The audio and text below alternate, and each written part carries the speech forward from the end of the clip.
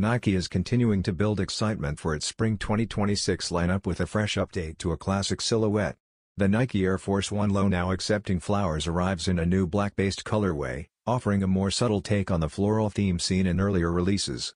The shoe features smooth black leather uppers that create strong contrast against a clean white leather swoosh.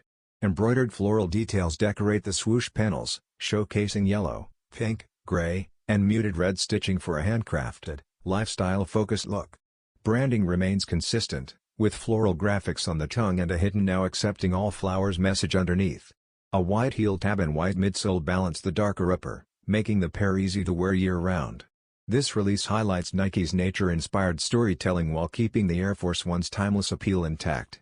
The Nike Air Force 1 Low Now Accepting Flowers Black is expected to release in spring 2026 via Nike.com and select retailers.